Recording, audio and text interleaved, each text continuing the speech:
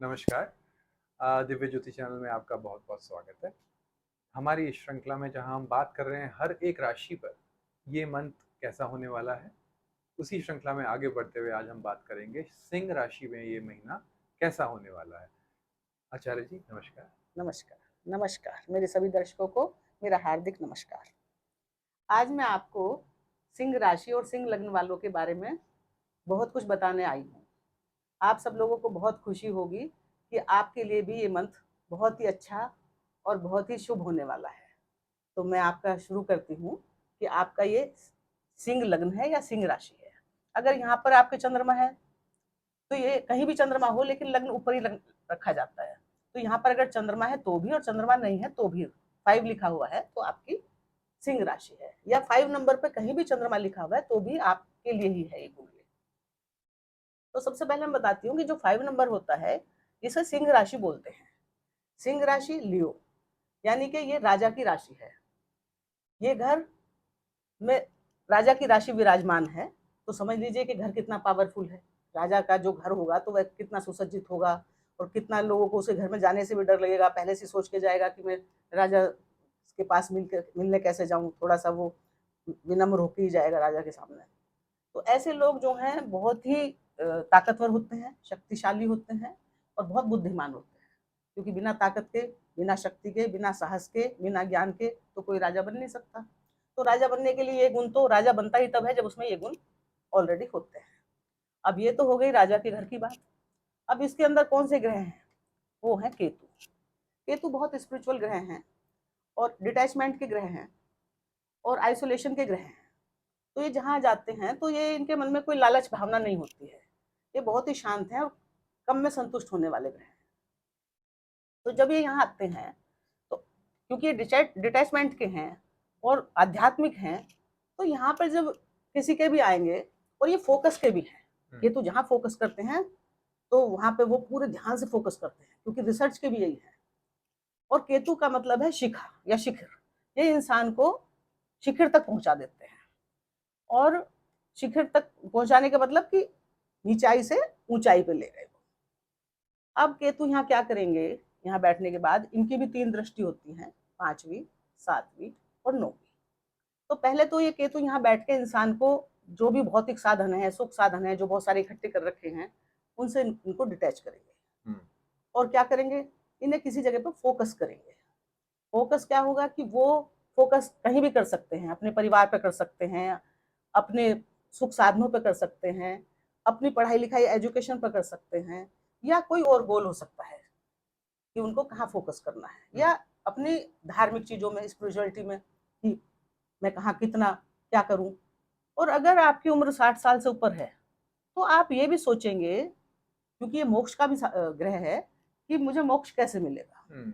चाहे जीवन भर आपने ना सोचा हो तो आप आत्मचिंतन, आत्ममनन करेंगे कि मैं ऐसा अच्छा कर्म या बुरा कर्म तो नहीं कर रहा हूँ, कोई बुरा गलत तो नहीं हो रहा कि मुझे मोक्ष प्राप्ति में बाधक हो। तो आपकी कोशिश ये रहेगी कि जो मैंने अब तक कर लिया सो कर लिया, लेकिन अब मैं कुछ ऐसे कर्म करूं कि फालतू की किसी की चुगली नहीं, निंदा नहीं, बुराई नहीं, मुझे ये सब नहीं करना है। मुझे भगवान के चरणों में रहना है, आध्यात्म का सहारा लेना है, और अच्छे ही कर्म करने हैं जिससे कुछ जन कल्याण हो पर किसी की हानि ना हो। राइट। तो जब आध्यात्म की ओर लेके आध्यात्म जाएंगे। की ओर ले जाएंगे और चिंतन मनन करेंगे, फिर ये फोकस तो करेंगे करेंगे। अगर आप कोई रिसर्च कर रहे हैं, क्योंकि रिसर्च के भी कारक हैं, तो आप रिसर्च में फोकस करेंगे। आपकी कोई मतलब कुछ आपने कुछ और संतान वगैरह के बारे में फोकस करा कि मुझे संतान प्राप्ति चाहिए, तो आपको संतान देंगे, ये संतान भी देंगे यहाँ। हालांकि ये थोड़ी दिक्कत देते हैं, लेकिन फिर भी गुरु का भाव है, ये गुरु भी उच्च के हैं इस अवस्था में, तो आपको सिंह राशि वालों को संतान, घर में संतान प्राप्ति हो सकती है। अब इनकी 7वीं दृष्टि कहाँ है? सप्तम भाव पे। तो सप्तम भाव में भी ये क्या करेंगे? डिटैच ही करेंगे। जो फालतू आपने बहुत ज्यादा बिजनेस बढ़ा रखा है, आपको लगेगा इस समय पे लगेगा, क्योंकि दृष्टि है कि भाई मैंने तो बहुत ज्यादा ताम झाम बढ़ा रखे हैं, इतने की क्या जरूरत है, फालतू की टेंशन हो रखी है, ये हो रखा है, इतने सारे तो मेरे पार्टनर हो रखे हैं, इतने फलाना होता है, तो आपका ध्यान उस तरफ जाएगा कि मैं इसमें कैसे सुधार करूं। तो आप यहाँ पे उस तरह का सुधार करेंगे। अब इनकी जो 9वीं दृष्टि है वो जाएगी भाग्य भाव में, और भाग्य भाव में कौन बैठे हैं? मंगल। और भाग्य भाव में मंगल स्वग्रही होकर बैठे हैं, यानी कि अपनी उच्च पोजीशन में होकर बैठे हैं। और केतु किसके एजेंट है? मंगल के। तो अब वो क्या करेंगे कि भाग्य को बढ़ाएंगे, क्योंकि मंगल भाग्य बढ़ाने के लिए बैठे हैं, भाग्य में बैठे, तो वो क्या करेंगे और बूस्ट करेंगे, भाग्य को बढ़ाएंगे, भाग्य की वृद्धि करेंगे और पूरी ताकत लगाएंगे, मतलब कई गुना ज्यादा भाग्य को बढ़ाएंगे यहाँ रहकर। तो भाग्य का है, धर्म का है, पिता का है, तो क्या होगा, आप धार्मिक हो जाएंगे इस समय। आप पिता से के साथ अच्छा मधुर व्यवहार रखेंगे इस समय और पिता का ध्यान रखेंगे इस समय। अब क्या है, अब आ गया हमारा दूसरा भाव। इनकी तो तीनों दृष्टि मैंने बता दी। दूसरा भाव किसका है? हमारे कुटुंब, परिवार, धन, वाणी, खाने पीने का, मुख का है। अब ये कन्या राशि है, ये बुध की राशि होती है, राजकुमार का घर है ये। तो ये जो है कहाँ पे विराजमान है? ये कुंडली के 11th हाउस में शुक्र के साथ विराजमान है अभी 8 तारीख तक। 8 तारीख को शुक्र 12वें भाव में आ जाएंगे, अभी लेकिन बुध के साथ है। तो इस समय ये लक्ष्मी नारायण योग बना के बैठे हैं। और राजकुमार कहाँ गए हैं? ये भी इनका घर है और ये भी इनका घर है, अपने ही घर में गए हैं, अपने ही घर में बैठे हैं वो। तो इनके पास दो महत्वपूर्ण डिपार्टमेंट है राजकुमार के पास, यानी कि धन सेविंग का भाव भी इन्हीं का ही है, परिवार का भी भाव उत्तरदायित्व इन्हीं के पास है, और इच्छा आकांक्षाओं को पूर्ण करने का और धन कमाने का, धन बढ़ाने का डिपार्टमेंट भी इन्हीं के पास है। अब इतने पावरफुल है। सिंह लग्न की कुंडली में बुध सबसे ज्यादा शक्तिशाली होते हैं, क्योंकि दो धन भाव के स्वामी बुध बनते हैं और राजकुमार है। और ऊपर से क्या है कि लक्ष्मी नारायण योग बना के बैठे हैं। लक्ष्मी नारायण तो आप समझ ही रहे हैं कि लक्ष्मी और नारायण साथ आ गए हैं घर में। लक्ष्मी कौन है? शुक्र। और नारायण कौन है? बुध। अब जब किसी घर में लक्ष्मी और नारायण दोनों ही पहुंच जाएं, तो आप समझ लो उसका घर का तो कल्याण हो गया। उसका घर, उससे बढ़िया बात को क्या हो सकती है? हर कोई इंसान पूजा पाठ करता है, इतनी मेहनत करता है, वो यही तो कामना करता है कि हमारे घर लक्ष्मी जी आ जाए, विष्णु जी आ जाए, क्योंकि विष्णु जी होंगे तभी लक्ष्मी जी रुकेंगी।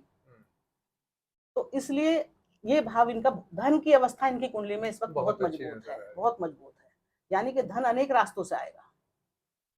अच्छा आचार्य जी, एक चीज इस चार्ट में देखने के लिए नजर आ रही है कि केतु और राहु के सारे ग्रह जो हैं एक साइड में दिखाई दे रहे हैं, कोई इस तरफ है ही नहीं।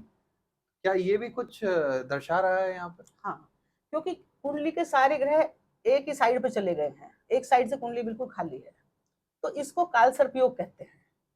ये कुछ समय के लिए काल सर्प योग बना हुआ है, जैसे ग्रह हटेंगे थोड़ा ठीक हो जाएगा, लेकिन अभी ये अवस्था है। तो आकस्मिक दुर्घटनाओं से, चोट चपेट से, वाहन चलाने से आपको बचना है, क्योंकि ये जो काल सर्प दोष होता है कि आकस्मिक दुर्घटनाएं दे देता है।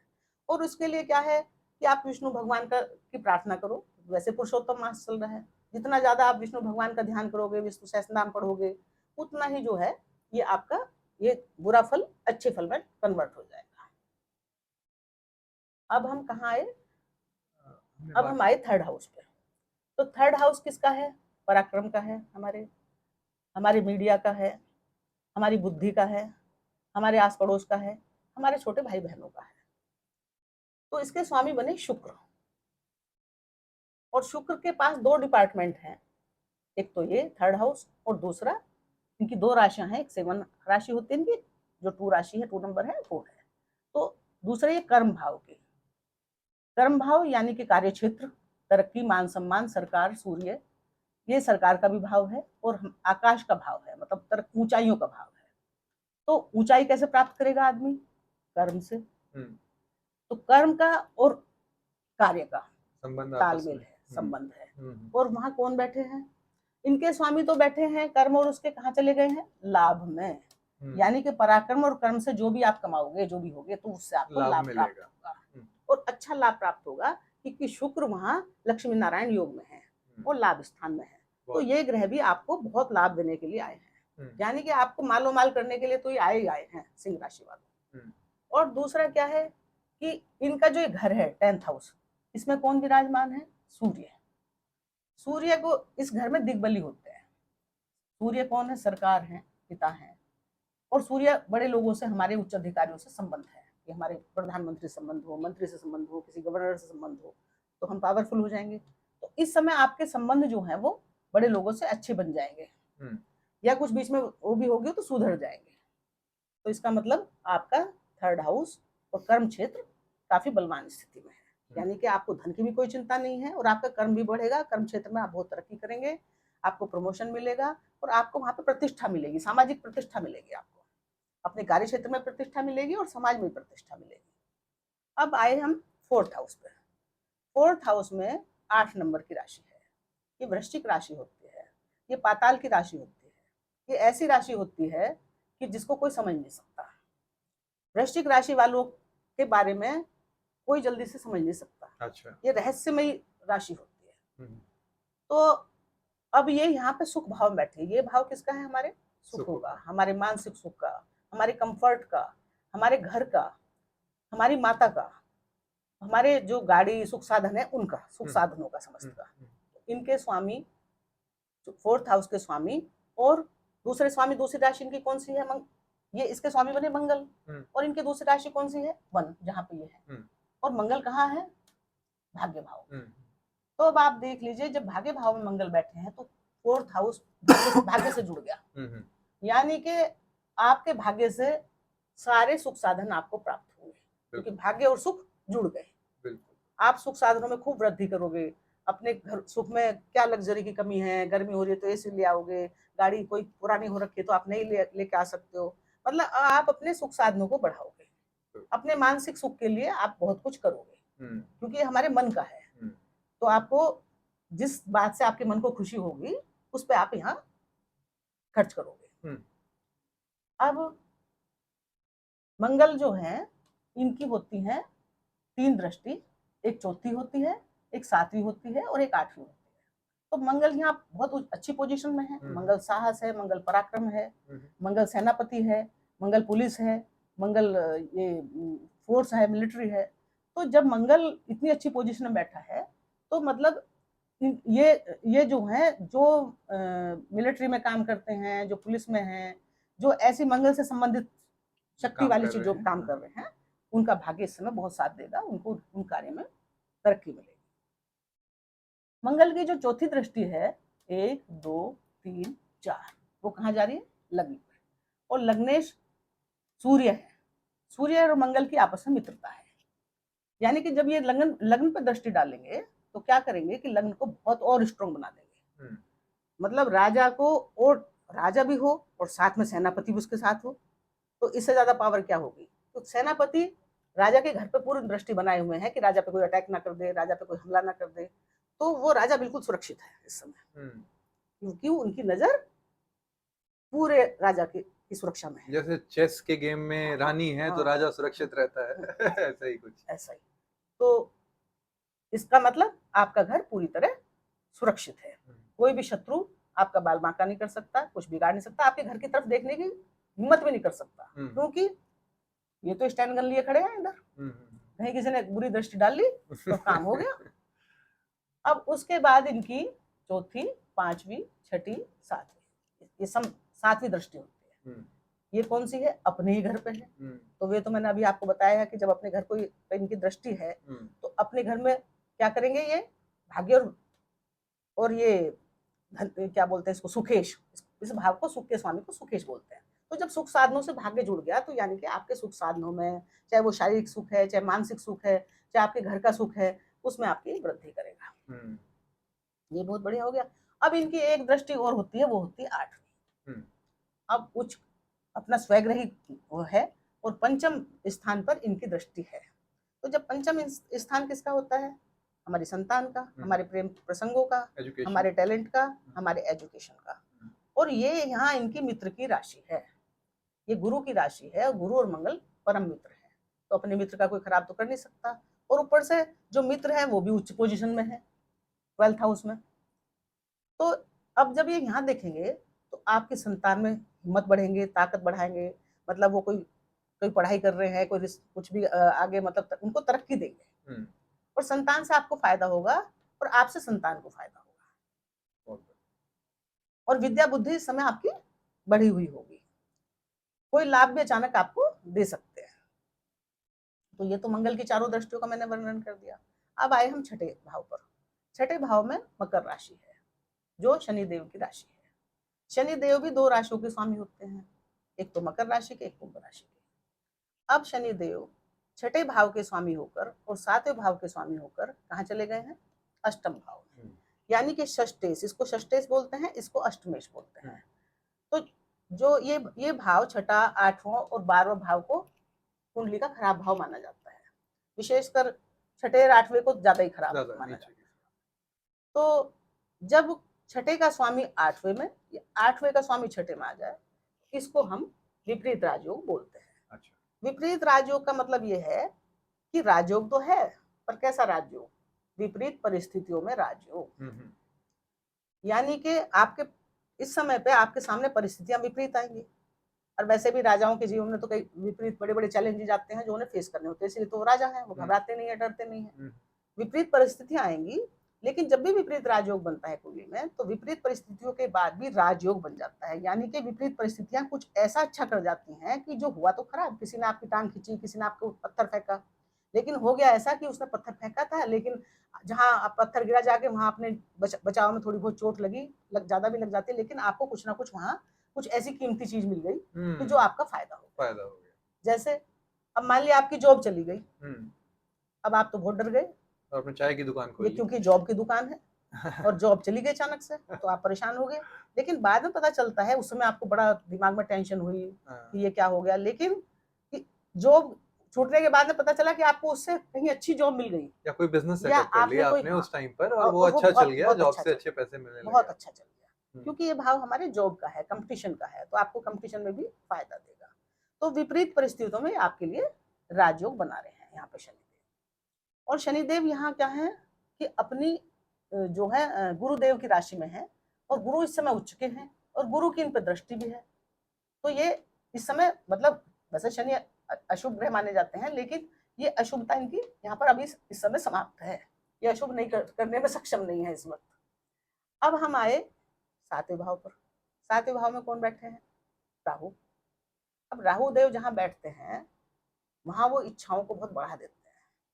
यानी कि जिस घर में भी राहु होंगे कुंडली के, उस घर से आपको कभी सेटिस्फेक्शन नहीं मिलता है, चाहे वो किसी घर में हो।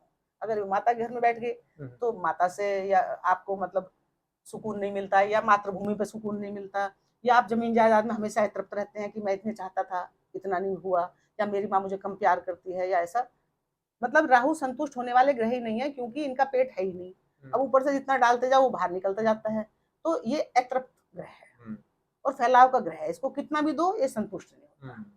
तो अब ये शनि की राशि में है यहाँ, तो ये वैसे तो अच्छा करेंगे, क्योंकि बढ़ाएंगे, सब अवसर देंगे, क्योंकि खोलते हैं अवसरों को, बड़े हैं जहां भी है। तो अब आपको जो है, जो वो है आपके कार्य क्षेत्र है, जो आपका नेटवर्क है, वहां आपको बढ़ाएंगे, ये बढ़ा लो, कुछ बढ़ा लो, कर लो। और लेकिन क्या होगा कि ये जब बढ़ाएंगे उन क्षेत्रों को, तो वो कब में कहा, क्योंकि फिर भी ये संतुष्ट नहीं होंगे, मतलब सब कुछ करने के बाद भी सब कुछ मिलेगा, तो इस समय पे ये अपने रिश्तों में, जैसे पत्नी है या प्रेमिका है कोई, कुछ वहां भी संतुष्ट नहीं रहेंगे, चाहे ये कुछ भी कर ले या वो कुछ भी कर ले। पर ये क्योंकि अतृप्ति के ग्रह हैं, तो ये कुछ भी करेंगे कार्य क्षेत्र में, दैनिक रोजगार में, पर इनको चाहे बड़ी बड़ी जगह पे भी चले जाए, कुछ भी मिल जाए, पर संतुष्ट नहीं होंगे। अब राहु की भी 3 दृष्टियां होती हैं। अब 5वीं दृष्टि जो है इनकी 1 2 3 4 5 कहाँ जा रही है? इच्छा आकांक्षाओं के घर में। तो आपकी एक इच्छा आकांक्षा बढ़ा देंगे। और यहाँ पे जो ग्रह हैं शुक्र और बुध, ये इनके मित्र हैं, और ये जो राशि है ये भी मित्र की राशि है, और लाभ भाव में ये जाएंगे तो लाभ को बढ़ा देंगे, लाभ पर जब दृष्टि डालेंगे, क्योंकि वहां कौन बैठे हैं? इनके दोनों अपने मित्र बैठे हैं, शुक्राचार्य बैठे हैं, देवगुरु दैत्य गुरु, और इनके मित्र बुध बैठे हैं। तो आपकी इच्छा आकांक्षाओं को बढ़ाएंगे और उनकी पूर्ति भी करेंगे, लेकिन करेंगे तो बहुत कुछ, आप सब सारी इच्छाएं आपकी पूर्ति होती रहेगी जो भी आप करेंगे, लेकिन फिर भी एक संतुष्टि को नहीं, पूरी तरह संतुष्ट नहीं होने देंगे आप।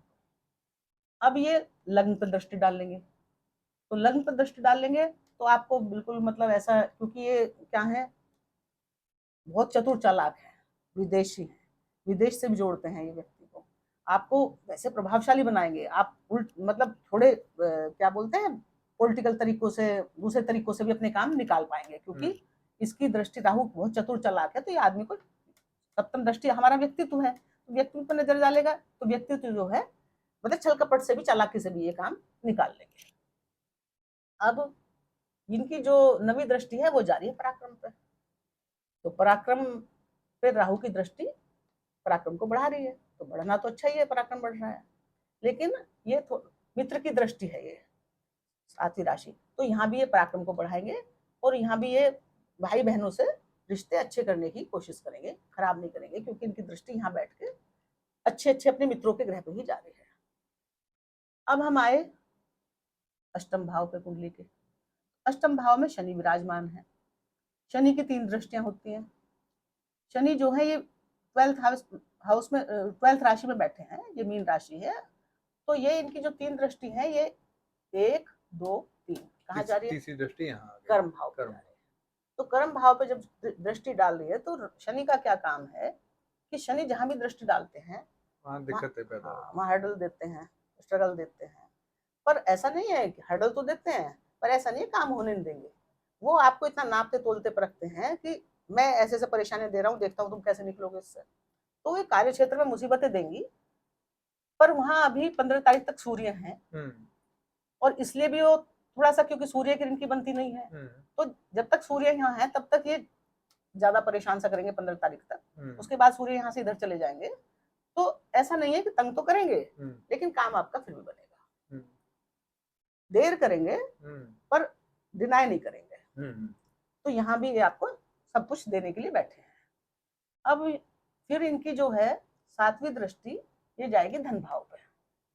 धन भाव भी इनके मित्र का है, इसलिए यहाँ धन में भी कमी ये नहीं करेंगे, क्योंकि मित्र का घर है। हालांकि इनकी दृष्टि अच्छी नहीं होती, लेकिन अपने मित्र का और अपने घर का तो सभी ख्याल रखते हैं। अब इनकी नवी दृष्टि कहाँ जाएगी? 4th हाउस पे, वृश्चिक राशि में। तो शनि जो है वृश्चिक राशि में जब देखेंगे, तो वृश्चिक राशि कहाँ की है? पाताल की। और शनि एक ऐसे ग्रह हैं जो नीचे पाताल, लोहा है, ये क्या बोलते हैं वो सब, जो शनि में नीचे सीमेंट वगैरह जो वो नीचे से निकलते हैं जो, तो शनि ऐसे ग्रह हैं जो वहां शांति से रह सकते, ठंडे ग्रह हैं जो वहां पानी में भी रह सकते हैं शनि। अच्छा, जो धातुएं नीचे से हाँ, धातु निकलते हैं। तो ये यहाँ पर कुछ एक ऐसी रिसर्च सी करके देंगे जो इस परिवार के लिए सुखों में यहाँ पे वृद्धि करेंगे, कुछ परेशानी के साथ वृद्धि करेंगे, लेकिन फायदा मिलेगा लास्ट में। कितनी दृष्टि होगी आपका? आपने बात करी 7, नहीं इसके साथ ये तीसरी हो गई, नौवीं नहीं, 9वीं तो दृष्टि इनकी होती नहीं, सॉरी, इनकी होती है 10वीं दृष्टि। तो ये यहाँ पे देखेंगे पंचम भाव को। पंचम भाव को देखेंगे तो अब गुरु, क्योंकि जहां ये बैठे हैं वहां देख रहे हैं, और इनकी दृष्टि गुरु पे घर पे है। तो जब आप हमारे घर को देख रहे हो, हम आपके घर को देख रहे हैं, तो ना तो आप मेरे घर का नुकसान कर सकते हो, ना मैं आपके घर का, क्योंकि हमारी जिम्मेदारी है एक दूसरे घर का ध्यान रखने। तो ये यहाँ विद्या बुद्धि को बढ़ाएंगे, टैलेंट को बढ़ाएंगे, और पढ़ाई लिखाई में रिसर्च को बढ़ाएंगे, क्योंकि रिसर्च के घर में बैठे हैं 8वें घर में। और ये घर हमारा ससुराल का भी होता है, पाताल का भी होता है, ससुराल का। तो ससुराल से संबंध, क्योंकि ये मीन राशि में बैठे तो सुधरवाएंगे, और कोई गुप्त धन भी वहां से मिल सकता है, कोई फायदा हो सकता है ससुराल से। तो ये हो गया शनि का प्रेडिक्शन। मंगल का प्रेडिक्शन मैंने बताया ही था। सूर्य मैंने बताए थे, सूर्य जो है परम शक्तिशाली होते हैं, क्योंकि इनका उच्च का भाव है।